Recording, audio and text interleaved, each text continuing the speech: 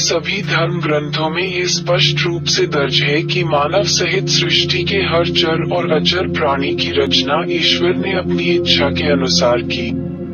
प्राचीन पौराणिक ग्रंथों में उपलब्ध वर्णन से भी यह स्पष्ट होता है कि प्राचीन काल में मनुष्य लगभग उतना ही सुंदर व बुद्धिमान था जितना कि आज है।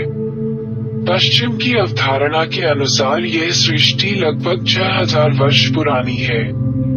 यह विधाता द्वारा एक बार में रची गई है और पूर्ण है। ऐसे में किसी प्रकृति विज्ञानी औपचारिक शिक्षा से वंचित द्वारा ये साबित करने की हिम्मत करना कि यह सृष्टि लाखों करोड़ों वर्ष पुरानी है, अपूर्ण है और परिवर्तनीय है, कितनी बड़ी बात होगी, इसकी सिर्फ कल्पना ही की जा सकती है। ईश्वर की संतान या ईश्वर के अंश माने जाने वाले मनुष्य के पूर्वज बंदर और वनमानुष रहे होंगे, ये साबित करने वाले को अवश्य यह अंदेशा रहा होगा कि शायद उसका हश्र भी कहीं ब्रूनो और गैलीलियो जैसा ना हो जाए। 19वीं सदी के पहले दशक में प्रख्यात चिकित्सक परिवार में जन्मे चार्ल्स डार्विन ने चिकित्सा का पेशा नहीं चुना। हारकर उनके पिता ने उन्हें धर्माचार्य की शिक्षा दिलानी चाहिए, पर वह भी पूरी नहीं हो पाए।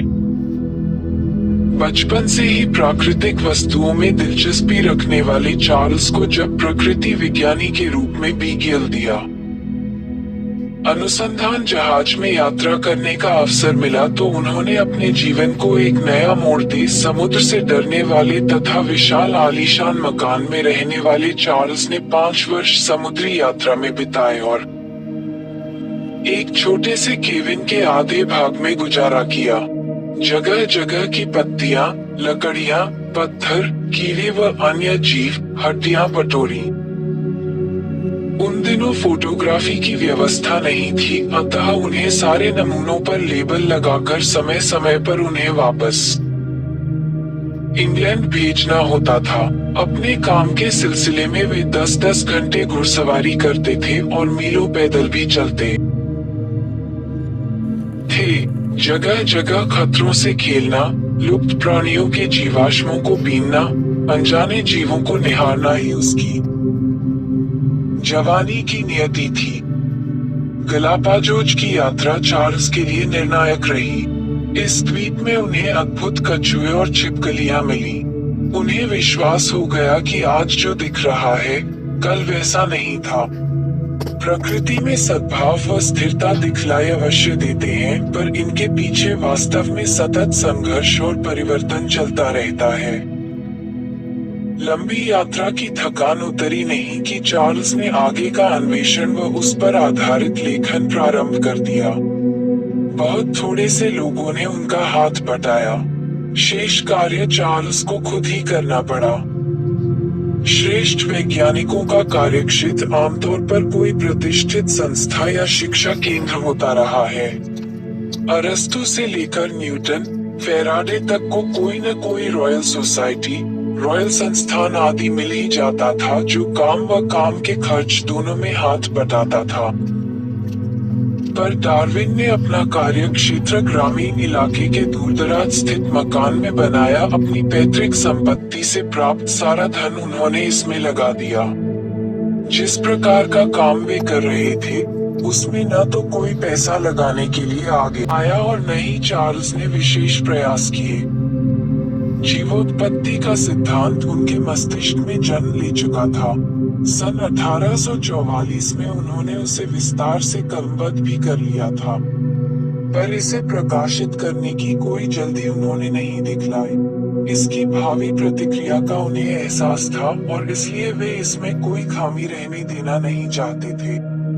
वे लगातार प्रयोग दर प्रयोग करके उसे पक्का करते चले गए। वे धैर्य पूर्वक लिखते रहे।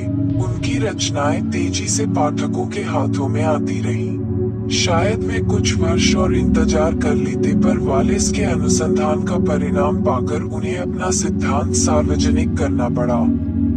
हालांकि उनके पास पुख्ता प्रमाण थे कि वे निष्कर्ष पर पहले पहुंचे थे, पर उन्होंने वालेस को बराबर का सम्मान दिया। उनके सिद्धांत पर घोर प्रतिक्रिया हुई। ईश्वर की संतान माने जाने वाले मानव बंदर की संतान माने जाने लगे। इसे मानव के पतन की संज्ञा दी गई। राजशाही से लेकर जज सभी तिलमिला गए, पर डार्विन को रत्ती भर भी गर्व नहीं आया। प्रतिक्रियाओं को वे पूरी विनम्रता से स्वीकारते रहे। एक घोर परिश्रम से किए गए प्रयोगों के परिणामों की शुद्धता के आगे घोर विरोध भागता चला गया और अंततः लुप्त प्रजातियों की तरह विलुप्त हो गया। डार्विन ने जीवन के हर पहलू पर प्रयोग किए। उन्होंने पत्तों, फूलों, पक्षियों, स्तनपायी जीवों सभी पर प्रयोग किए। अपने मित्र माइकल फेराडे द्वारा विकसित विद्युत जनरेटर का प्रयोग करके उन्होंने विभिन्न मानसिक स्थितियों का चेहरे पर पड़ने वाला प्रभाव भी देखा और उसके अध्ययन पर आधारित पुस्तक की रचना भी की। इसमें उनके कुत्ते बॉब ने उन्हें भरपूर सहयोग दिया और बतलाया कि भूख लगने पर, गुस्सा होने पर, प्रसन्न होने पर उसकी मुख मुद्रा कैसे बदलती है। दुनिया को मांसाहारी पौधों के बारे में ज्ञान देने वाले चार्ल्स डार्विन ने निरीह केंचुओं के व्यापक योगदान पर भी प्रकाश डाला और उन्हें सामाजिक सम्मान दिलवाया। उनके योगदान को साबित करने के लिए उन्होंने गणित का भी सहारा लिया। हालांकि वे न्यूटन व गैलीलियो की तरह गणित में सशक्त नहीं थे, पर वे अपने सिद्धांतों को अनेक दृष्टिकोणों व तरीकों से परखना चाहते थे।